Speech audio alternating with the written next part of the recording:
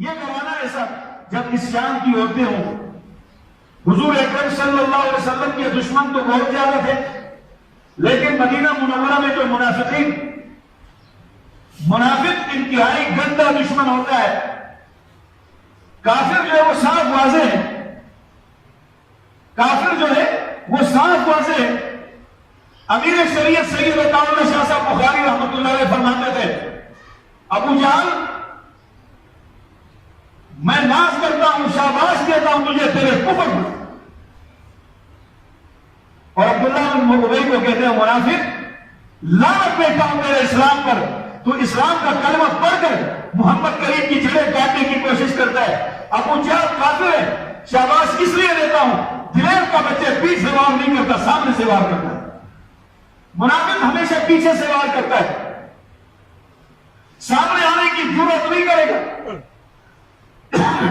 رسول اکرم صلی اللہ علیہ وسلم کو مکہ مکرمہ کے کافروں نے ستایا، سامنے آ کر اعلانیہ کا ہم آپ کو نہیں مانتے تو نہیں مانتے.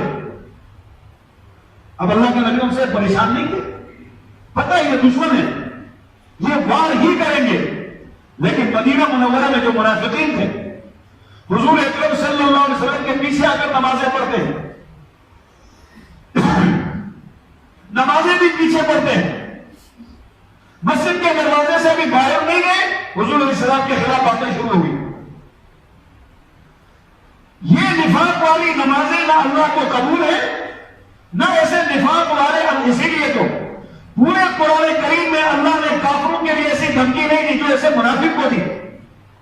کیا فرمایا؟ کافروں کے لیے فرمایا ان الذین یستکبرون عن عبادتی سیدخلون جہنم داخرین، ہم انہیں جہنم میں بھیجیں گے. والذین کفروا بآیاتنا سوف نصلیہم نارا، جنہوں نے ہماری آیتوں کا انکار کیا ہم عنقریب ان کافروں کو جہنم میں بھیجیں گے. جہنم میں یہی تذکرہ. لیکن قرآن کریم کھول کر دیکھ لیں، منافقین کے لیے اللہ نے فرمایا ان المنافقین فی الدرک الاسفل من النار، میں منافقوں کو جہنم میں نہیں، جہنم کے سب سے آخری طبقے میں کافر اوپر ہوں گے، یہ ان سے بھی نیچے پڑے ہوئے ہوں گے. حضور اکرم صلی اللہ علیہ وسلم کے پیچھے آ کر نمازیں بھی پڑھتے تھے. اب یہ عبداللہ بن ابی اتنا خطرناک قسم کا منافق، بدر کے موقع پر گزشتہ جمعہ کے سامنے عرض کیا تھا، بدر کے موقع پر یہ منافق بھی لڑائی کے لیے ساتھ کیا، یہ بھی لڑائی کے لیے ساتھ کیا. راستے میں جا کر کہتا ہے یہ نبی ہمیں بھی مروائے گا، 313 کو لے کر لڑائی کے لیے آیا ہے. اور پھر کہنے لگا مجھے ایک دفعہ اس لڑائی سے فارغ ہونے دو. یہ منافق کی زبان ہے. اللہ والے اگر تیرے دل میں بات ہے نفاق کی وجہ سامنے آ کر تو بات کر. وہاں جا کر کہنے لگا ایک دفعہ لڑائی سے واپس مدینے جانے لو. اپنے ساتھیوں کو کہتے ہیں، آگے کیا کہتے ہیں؟ یقولون لئن رجعنا الى المدینہ لیخرجن الاعز من الاذل، ہم مدینے میں جائیں گے، ہم عزت والے، اپنے کو کہتے ہیں وہ منافق، ہم عزت والے اس نبی اور اس کے ذلیل صحابہ کو مدینے سے نکال دیں گے. نبی پاک کی جماعت کو ذلیل کہہ رہا ہے، اپنے کو عزت والا. اب ایسے منافق کا کیا کیا جائے؟ اور یہ مدینے میں آ گئے، مدینے کے قریب آ گئے. اللہ کی تقسیم ہے. باپ عبداللہ بن ابی منافق، اس کے بیٹے کا نام کیا؟ عبداللہ، وہ صحابی رسول. بیٹے نے یہ بات سن لی. جب مدینے میں واپس آ گئے، مدینے کی حد کے قریب آ گئے تو بیٹا سواری سے چھلانگ مار کے نیچے اترا، جا کے باپ کا گریبان پکڑا. تو نے کہا تھا ہم مدینے جائیں گے، عزت والے ہم رہیں گے، ان ذلیلوں کو نکالیں گے. اعلان کرو کہ میں ذلیل ہوں، محمد اور ان کے صحابہ عزت والے. اعلان کر، یہ باپ سے کہہ رہا ہے. تو ذلیل ہے، محمد عزت والا، محمد کے صحابہ عزت والے. تو منافق حضور اکرم صلی اللہ علیہ وسلم کے پیچھے نمازیں بھی پڑھ رہے ہیں، ہر طرح سے نبی پاک کو بدنام کرنے کی کوشش کی، جو آج کا عنوان ہے اس کی آخری بات ہے. جب ہر طرف سے ناکام ہو گئے تو اس عرصے میں ایک دفعہ نبی پاک علیہ السلام غزوہ بنی اس طرف جسے غزوہ مریسی بھی کہتے ہیں، آپ علیہ السلام اس لڑائی پر گئے، وہاں سے فارغ ہو کر جب واپس آئے، راستے میں ایک جگہ آپ صلی اللہ علیہ وسلم نے پڑھا دیا کہ آنکھ میرے ساتھی ہیں۔ صبح کا قریب پیر آیا تو اعلان کیا گیا بھائی اپنی اپنی سواریوں پہ بیٹھ جاؤ، اب آخری پیر ہم یہاں سے نکلیں گے واپس مدینے کی طرف۔ اس لڑائی میں اما عائشہ بھی ساتھ تھی، جس کا آج کا یہ عنوان ہے، اور وہ جسم کی انتہائی ہلکی تھی، پردے کے احکام نازل ہو چکے تھے، آپ کے لیے محبت بنایا گیا تھا ایک کمرہ سا، اس میں آپ بیٹھتی، صحابہ اٹھا کے اونٹ پہ رکھتے، پھر اونٹ کو چلاتے۔ جب اعلان ہوا کہ اپنی تیاری کریں تو اما عائشہ رفع حاجت کے لیے تاکہ فارغ ہو کر آ جائے، نکل گئی اور سواری بتائے بغیر گئی۔ صحابہ نے اٹھا کے ہودے اونٹ کے اوپر رکھ دیا، وہ اتنی ہلکی وجود کی تھی پتہ نہیں چلا اندر ہے یا نہیں۔ اور اللہ کے نبی صلی اللہ علیہ وسلم نے جب سارا لشکر تیار ہو گیا اور میں تیار ہوں جی کہا چلو مدینے کی اب روانہ ہو۔ ہر پوشیدگی کو، ہر غیب کی چیز کو جاننے والا کون ہے؟ اگر نبی کو پتہ ہے میری بیوی نہیں ہے، نبی بیوی کو چھوڑ کے جا رہا ہے، آپ کی بیوی کو گئی ہوئی ہے حاجت کے لیے، اور اللہ کے نبی نے فرمایا چلو، صحابہ چل پڑے۔ اما عائشہ حاجت سے فارغ ہو کر ادھر آ کے دیکھے تو کوئی ہے ہی نہیں، اتنی ذہانت والی تھی، نہ ادھر دوڑی نہ ادھر دوڑی، چادر سر سے پیر تک ڈال کے ادھر ہی بیٹھی کہ اللہ کے نبی جب دیکھیں کہ وہاں جا کے میں نہیں ہوں تو یہیں پہ آئیں گے، کیونکہ یہاں تک میں ان کے ساتھ تھی، آگے پیچھے ہو گئے تو ان کو ڈھونڈنا مشکل ہوگا۔ ایک صحابی حضرت صفوان رضی اللہ تعالیٰ عنہ، اس کو اللہ کے نبی نے پیچھے چھوڑا تھا کہ تم آہستہ آہستہ آنا، اگر مسلمانوں کی کوئی چیز گری پڑی رہ جائے تو اس کو اٹھاتے ہوئے آنا۔ اما عائشہ لیٹی ہوئی ہیں، اس عرصے میں آنکھ لگی اور چہرے سے چادر سرک کے نیچے آئی۔ حضرت صفوان وہاں پہ آئے، اما کو دیکھا، ایک دم سے کہا انا للہ و انا الیہ راجعون، تو فوراً اما کے کان پہ آواز پڑی، وہ تو فوراً پردہ کر لیا، اور اس نے پہچان لیا، کیونکہ جب پردے کے احکام نازل نہیں ہوئے تھے اس زمانے میں انہوں نے حضرت عائشہ کو دیکھا تھا، اور فوراً اپنی سواری کو بٹھا کے اما عائشہ کو اوپر بٹھا دیا کہ پیچھے رہ گئی ہے، سواری لے کر چلے گئے۔ پیچھے پیچھے جاتے جاتے لشکر سے جا کر مل گئے تو عبداللہ بن ابی منافق کو موقع ملا کہ نبی کی بیوی اس کے ساتھ کیا کر رہی ہے، الیاذ باللہ کسی معمولی انسان کی بیوی بن جاؤ گا۔ منافق اتنا خطرناک ہوتا ہے، کافر یہ حرکت نہیں کرتا۔ آپ ہمیشہ اس آدمی سے لڑیں جو آپ کے مقابلے میں کھڑا ہے، اس سے آپ پریشان نہ ہو، پتہ ہے یہ میرے مقابلے میں ہے، میں نے اس سے مقابلہ کرنا ہے اور یہ میرا کھلا دشمن ہے، اس آدمی سے لڑیں جو آپ کے آگے پیچھے بھی آ رہا ہے اور آپ کے پیٹ پیچھے بھی لگا ہوا ہے، یہ آدمی زیادہ خطرناک ہے۔ جب یہ قریب آ گئے تو عبداللہ بن ابی منافق کو موقع مل گیا، اس نے مدینے پہنچتے ہی یہ خبر مشہور کر دی، الیاذ باللہ ثم الیاذ باللہ، نبی اپنی بیوی کو پیچھے صفوان کے ساتھ چھوڑ کر آیا، ان دونوں نے الیاذ باللہ زنا کا کام سر انجام دیا ہے۔ یہ نبی کی گھر والی پر الزام لگا، اب عائشہ کو پتہ نہیں ہے کہ میرے اوپر الزام لگا ہے۔ اب ایک خاون پر کیا گزرے گی سارے علاقے میں، سارے محلے میں، اور اس سے یہ بھی سبق ملا جب کبھی کسی کے بارے میں کوئی خبر آ جائے آنکھیں بند کر کے فوراً قبول نہ کرے، کیا پتہ اس کے پیچھے اس کی بےایمانی اور دھوکہ بازی کا پیچھے پورا عنوان قائم ہے۔ اتنا اس نے اس کو پروپیگنڈا کیا کہ پورے مدینے کے منافقین نے یہ بات جہاں جائے، حتیٰ کہ ایک وقت آیا ابو بکر صدیق نے گھر سے باہر آنا چھوڑ دیا، وہ بات نے وہ خود فرماتے ہیں مدینے کی گلیاں تب ہو گئی میرے لیے کہ سب کچھ اللہ اور اللہ کے دین کے لیے لگانے والا ابو بکر آج مدینے میں اتنا عاجز ہو گیا ہے، اور میں مدینے کی جس گلی سے جاتا ہوں دکان پہ بیٹھا منافق اشارے کرتے ہیں وہ عائشہ کا باپ جا رہا ہے، اس کی بیٹی نے ایسا کام کیا۔ اب ذرا تصورات میں سوچیں یہ بات آج میرے آپ کے ساتھ ہو جائے، جس چوک سے گزرے لوگ انگلیاں اٹھائے تو نبوت کے اوپر کیا گزر رہی ہوگی۔ اللہ کے نبی اتنے پریشان، ابو بکر صدیق اتنے پریشان۔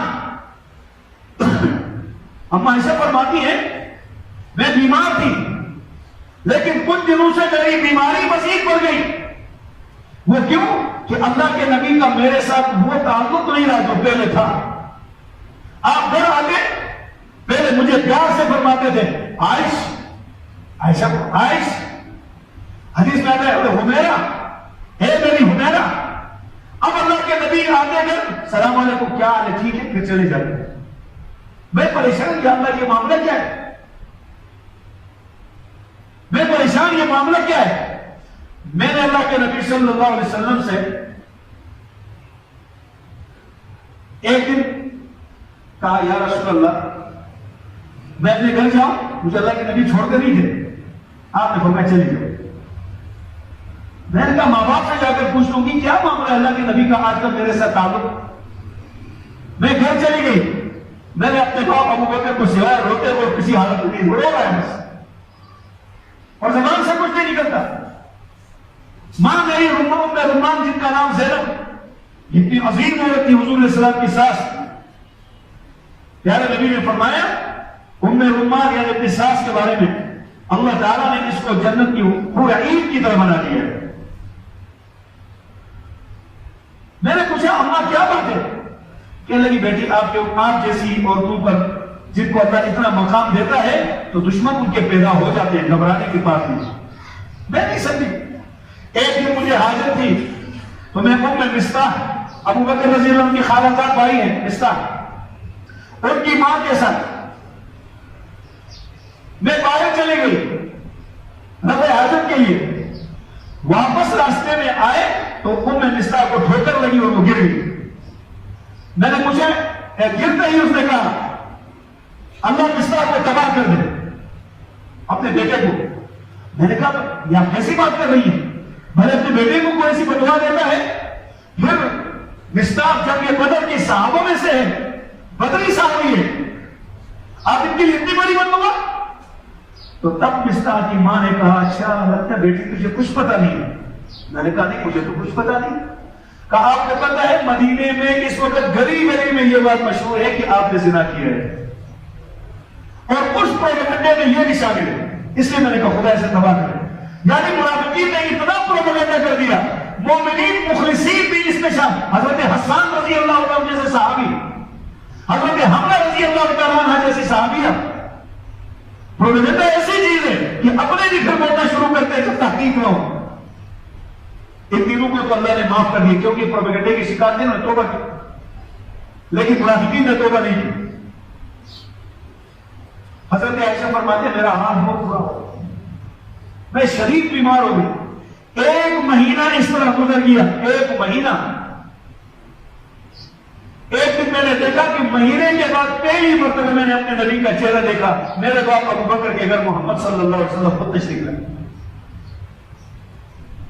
آپ تشریف لائے اور میرے پاس بیٹھ گئے، بیٹھ کے فرمایا عائشہ انسان ہے، انسان سے غلطی ہو جاتی ہے، اگر تجھ سے یہ گناہ نہیں ہوا ہے تو انشاءاللہ اللہ تجھے بری کرے گا، اور اگر یہ گناہ ہوا ہے تو مجھے بتا دے، میں اللہ سے معافی مانگوں گا، اللہ معاف کرے۔ اب عائشہ نے اپنے والد ابو بکر صدیق سے کہا آپ جواب دے دیں، انہوں نے کہا مجھ میں اتنی سکت نہیں ہے۔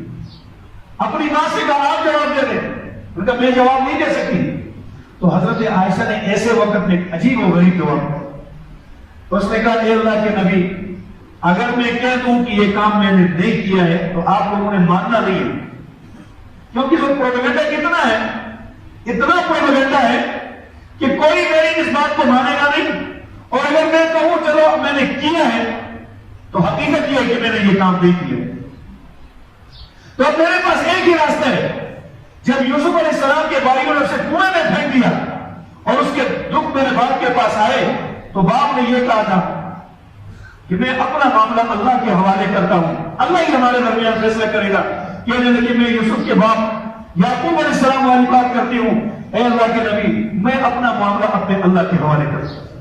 یہ کہ اگر اپنے بستر پہ گئی اور لے گئی، اللہ کے نبی اٹھ کے باہر تشریف لے گئے، مسجد میں صحابہ بیٹھے تھے، پریشان ہے، خاوت ہے، آپ پریشان ہے، آپ باہر گئے صحابہ کو جمع کیا، آپ کو پتا ہے میرے گھر میں کیا قیامت ٹوٹ پڑی ہے، اس ایک بدبخت منافق نے میرے اوپر ایسا الزام و تہمت لگا دی میری گھر والی پر، آپ تو میرے صحابہ ہیں، آپ کیا رائے دیتے ہیں؟ اے عثمان آپ بولیں۔ حضرت عثمان کہتے ہیں اللہ کی قسم عائشہ میں خیر کے سوا اور کچھ نہیں ہے. آپ بولے ہر ایک صحابی بولتے فارغ. پھر امیر شریعت کہتے ہیں مریدین مصطفیٰ بول کے فارغ ہو گئے. سارے مرید بول کے فارغ. حضور نے اپنی مراد کی طرف نگاہ دوڑائی. حضرت عمر کی طرف جس کو اللہ سے رو کے مانگا تھا اے اللہ مجھے عمر دے دے. پیارے نبی نے حضرت عمر کی طرف دیکھا. فرمایا عمر تو بتا کہ لوگوں نے عائشہ پر یہ الزام لگایا تو کیا کہتا عائشہ کیسی عورت ہے؟ تو میں نے شروع میں ایک بات کی تھی یا رسول اللہ یہ اللہ نے شکل بھیجی اس عائشہ سے آپ نے نکاح کرنا ہے. وہ حدیث یاد ہے جو شروع میں سنایا. حضرت عمر ایسے زیرک آدمی تھے. انہوں نے سوال کیا یا رسول اللہ ایک سوال کا مجھے جواب دے. عائشہ سے نکاح تیرا کس نے کرایا ہے؟ تو حضور علیہ السلام غم کی ایسی حالت میں تھے زبان سے کچھ نہیں بولے. انگلی سے آسمان کی طرف اشارہ کیا کہ عائشہ سے نکاح آسمانوں سے میرے رب نے کرایا. پھر پوچھا جب فرمایا کہ میرے رب نے کرایا ہے تو فرمایا محمود تم پریشان کیوں ہوتے ہو؟ میرا رب کبھی بھی ناپاک عورت کو اپنے پیغمبر کے بستر میں نہیں ڈال سکتا. سبحانک ھذا بہتان عظیم. سبحانک ھذا بہتان عظیم. یہ بہت بڑا بہتان ہے. مجھے کسی کی بات کی طرف کوئی توجہ نہیں. ایک ہی بات ہے کہ اما عائشہ کے اوپر یہ بہت بڑا بہتان ہے. اس بہتان پر آپ نظر نہ دوڑائیں. یہ جملہ آپ نے فرمایا. پھر اندر گھر تشریف لے گئے. ابو بکر صدیق لپٹ کے رو پڑے کہ یا رسول اللہ. حضور علیہ السلام نے بات پوچھی ابو بکر آج تک تو آپ نے ملنا ہی چھوڑ دیا. کہ یا رسول اللہ کیا کروں مدینے کے بازار میں نکلتا ہوں ہر آدمی انگلیاں میری طرف اٹھاتا ہے. اس کے آنا چھوڑ دیے. نبی پاک صلی اللہ علیہ وسلم اندر تشریف لائے صحابہ کے رائے لے کر. خود اما عائشہ فرماتی ہے ہم سمجھ گئے اللہ کے نبی کے اوپر وہی کے آثار شروع ہو گئے اور آپ کو پسینہ آنا شروع ہوا. تو اللہ کے نبی کے پاس ایک چادر تھی. آپ نے وہ چادر مبارک اٹھائی اور اپنے سر پہ ڈال کر یکسوئی لی. کچھ دیر کے بعد اللہ کے نبی نے جب چادر کو اٹھایا اور چہرے مبارک باہر نکالا اماں کہتی ایسے لگتا تھا جیسے بادلوں سے سورج چاند باہر نکل رہا اور بس پسینے اور آپ کے چہرے پہ مسکان ہے اور آپ کی زبان میں یہ جملے ہیں ابشری یا عائشہ اے عائشہ مبارک ہو.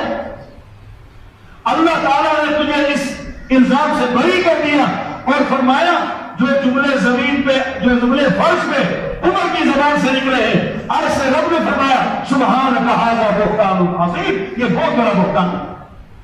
اما عائشہ رضی اللہ تعالیٰ عنہ کبھی کبھی فرمایا کرتی تھی جب میرے اوپر وحی نازل ہوئی یعنی میری صفائی میں تو میں کبھی کبھی سوچتی تھی میں نے اپنا معاملہ اللہ کے حوالے کیا ہے. ضرور اللہ اپنے نبی کو کوئی اشارہ کرے گا خواب میں یا کسی طریقہ سے بتا دے گا کہ یہ جھوٹ ہے.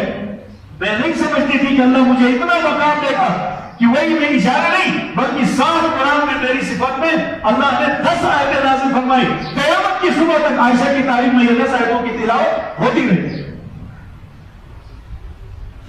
میرے محترم دوستو یہ عظیم عورت صحابی رسول زوجہ رسول ام المومنین حضرت عائشہ صدیقہ رضی اللہ تعالیٰ عنہ رمضان کے اسی مہینے میں دنیا کو چھوڑ کر دار البقاء کی طرف روانہ ہو. اس حوالے سے یہ چند باتیں آپ کے سامنے عرض کی اور یہ بتا دیا کہ منافقوں کی اس روش سے معلوم ہوا جب کبھی میرے آپ کے پاس کسی کی ایسی خبر آتی ہے تو ہم اپنی آنکھیں بند کر کے اپنی آخرت تباہ نہ کریں بلکہ دیکھیں کہیں اس کے پیچھے ایسا کوئی پروپیگنڈا تو نہیں جس سے اس کی زندگی کو داغدار کیا جاتا ہو. ہم مفت میں اس کے گناہ میں شامل ہو جائیں. اللہ تبارک و تعالیٰ ایسے تمام قسم کے تہمتوں الزامات اور بے بنیاد باتوں سے میری آپ کی حفاظت فرما دے. یہ مبارک مہینہ ہے ایمان اعمال صالحہ کے ساتھ دن بدن اعمال میں ترقی کی توفیق عطا فرما دے. وآخر دعوانا الحمدللہ.